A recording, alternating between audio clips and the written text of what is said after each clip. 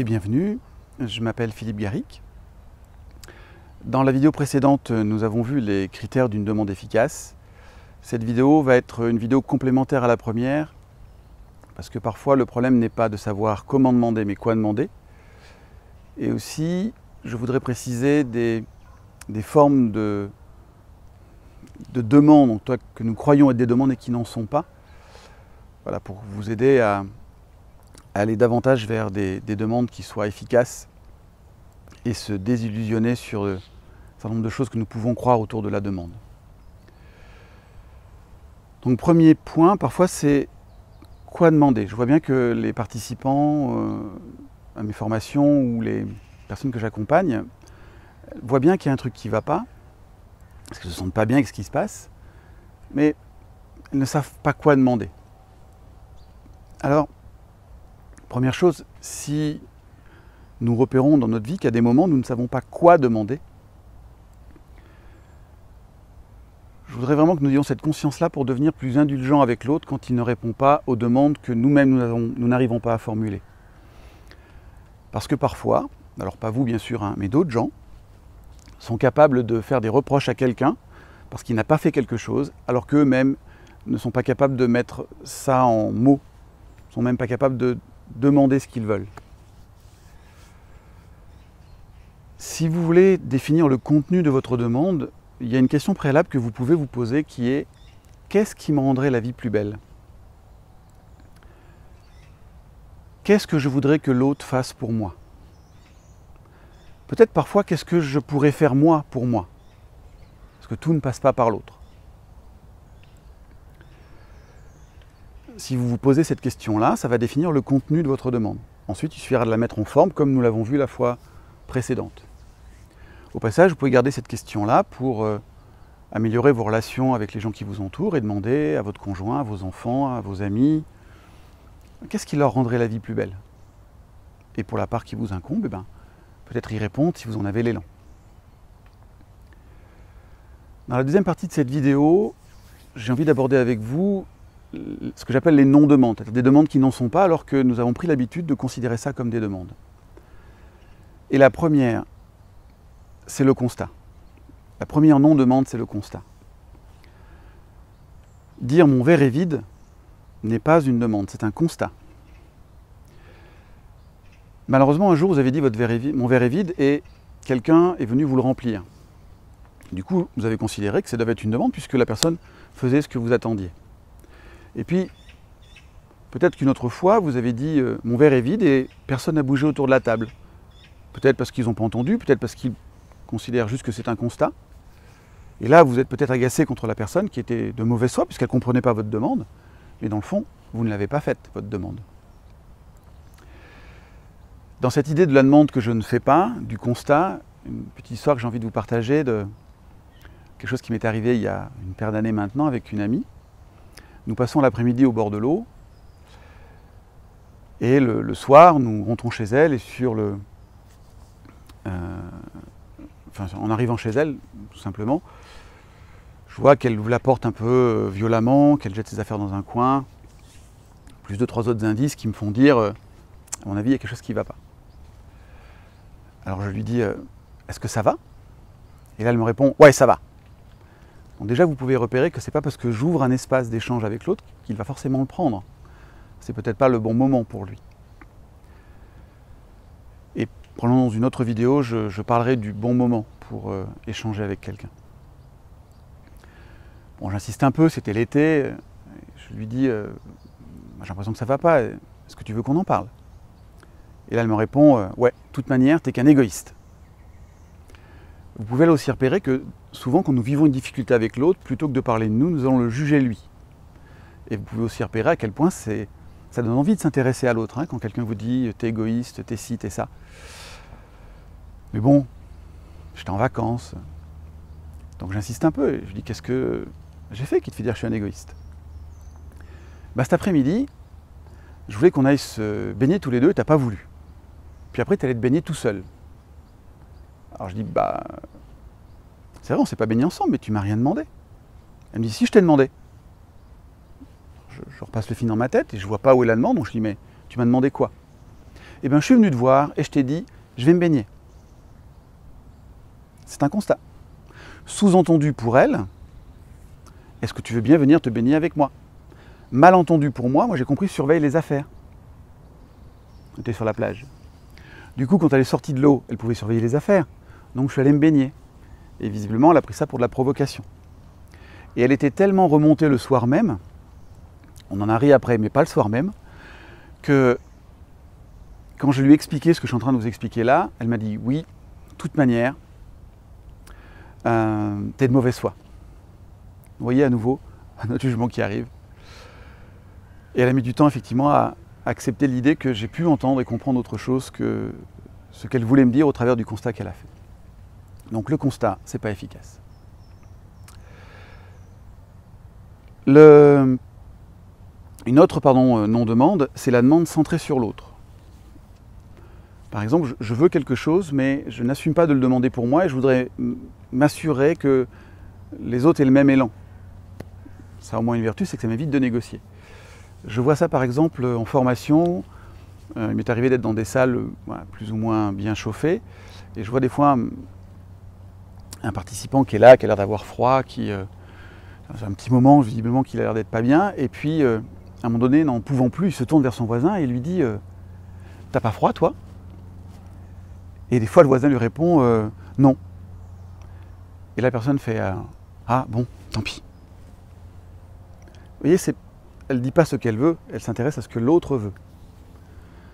Dans le même genre, j'ai une histoire qui me revient, quelqu'un qui me raconte qu'il est en train de conduire et sa femme est assise à côté de lui, ils sont sur l'autoroute. Alors je suis désolé si mes deux exemples sont orientés, mais ça marche bien dans les deux sens, dans la relation homme-femme. Et il voit que ça fait un petit moment qu'elle ne lui parle pas, donc il lui demande ce qui se passe, et là elle lui dit à nouveau « Tu penses qu'à toi ». Alors, il ne comprend pas ce qu'il a fait, parce qu'ils sont depuis 1h30 dans la voiture, et il dit « Mais qu'est-ce que j'ai fait ?» Et là elle lui dit « T'as pas voulu qu'on s'arrête boire un café ». Alors, on va faire rewind, on va remonter un petit peu avant. Imaginez, on est une demi-heure avant cet instant-là. Il est en train de conduire. Donc, il regarde la route, les panneaux, son GPS, les voitures qui doublent. Et elle est à côté, et là, elle lui dit « Ça ne te dirait pas de boire un café ?» Donc, lui, il réfléchit. Il a pris un gros café ce matin. Non, il n'a pas très envie. Donc, il se retourne vers elle. Il fait « Non, ça va, je te remercie, chérie. » Et là, elle fait « Égoïste !»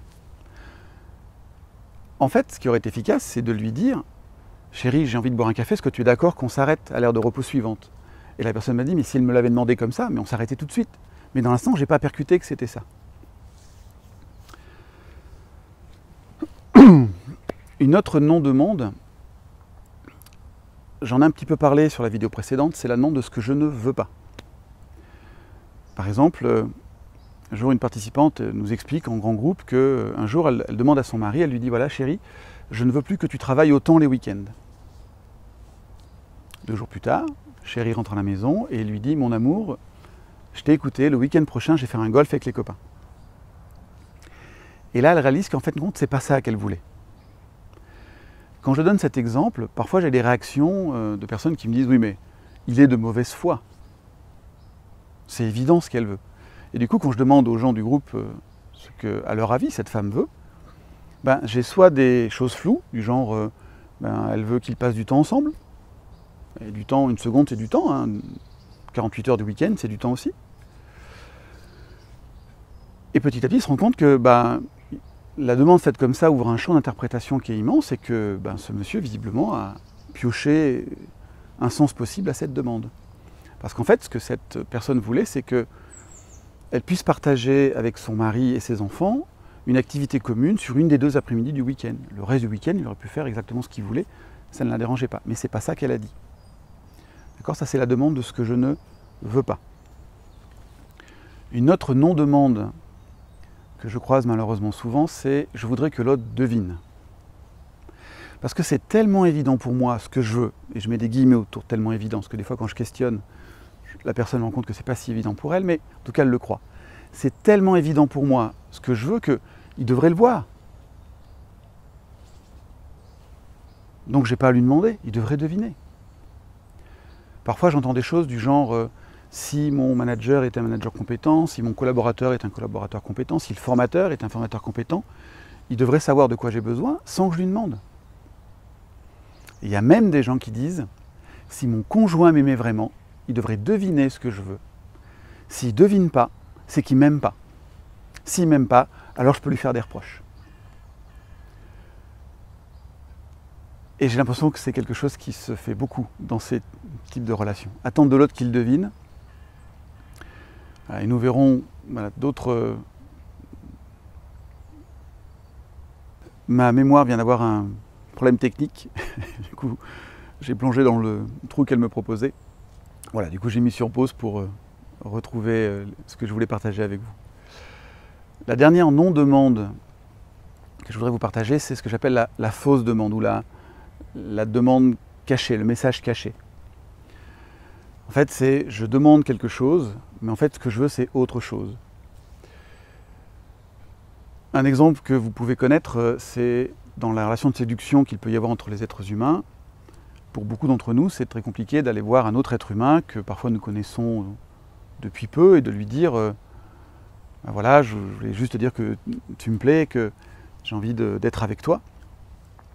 Parfois, nous allons nous armer de courage, aller voir la personne et lui dire « ça ne te dirait pas de boire un café ?» Notre esprit, c'est pour créer du lien, dans l'espoir que derrière quelque chose se passe. Sauf que ce phénomène-là, à force de s'être répété, et puis à force d'en avoir peut-être parlé entre nous, certains d'entre nous avons enregistré que quand quelqu'un nous propose d'aller boire un café, c'est que derrière, il a une idée derrière la tête, il attend quelque chose de moi, il a envie de partager un moment intime avec moi. Et puis un jour, nous allons croiser quelqu'un qui va simplement nous proposer de boire un café parce qu'il a juste envie de partager un café avec nous. Sauf que notre cerveau va se mettre à traduire. Donc la personne va nous dire, est-ce que ça te dirait de boire un café? Et peut-être que nous, on va lui répondre, ah ben non, c'est pas possible, je suis marié. Parce que dans notre tête, on a traduit le message. Et peut-être que la personne qui a initié la demande ne comprend pas pourquoi je dis ça, et pour me rassurer, va me dire, ben, c'est pas grave, j'ai une grande cafetière, on peut être plusieurs. Et peut-être que dans ma tête, à nouveau, je vais imaginer d'autres choses avec lesquelles je ne suis pas d'accord. Je vais... Ah mais nous on ne fait pas ça. Vous voyez, le danger de ne pas faire des demandes directes et de passer par des sous-entendus, c'est que l'autre peut comprendre tout à fait autre chose que ce que je sous-entends. Et j'ai régulièrement des exemples de conflits qui sont liés au fait que la personne voulait quelque chose, mais elle ne l'a pas demandé de manière directe. Elle l'a demandé par sous-entendu, par petite phase d'approche. Bon, en même temps, par rapport à l'exemple que je vous ai donné, je vous l'accorde, les humains ont parfois besoin d'être apprivoisés et les approcher par étapes peut être aidante. Voilà. En même temps, méfiez-vous du risque que vous prenez, ou en tout cas ayez conscience du risque que nous prenons dans l'expression par sous-entendu, la demande cachée, le faux message. Voilà, je voulais vous présenter ces différentes non-demandes pour que vous preniez davantage conscience des demandes que vous croyez être des demandes et qui n'en sont pas. Ce que je vous propose, c'est que vous preniez le temps de repérer, alors chez vous, parfois c'est plus simple chez l'autre, des expressions qui semblent être des demandes et qui n'en sont pas. Et observez les conséquences que ça a. Éventuellement, vous pouvez aussi imaginer quelle demande vous auriez fait à la place de cette personne-là, pour être plus direct et clair. Correspond davantage aux critères de la vidéo précédente. Voilà, je vous souhaite une bonne fin de journée, une belle vie, et à bientôt. Au revoir.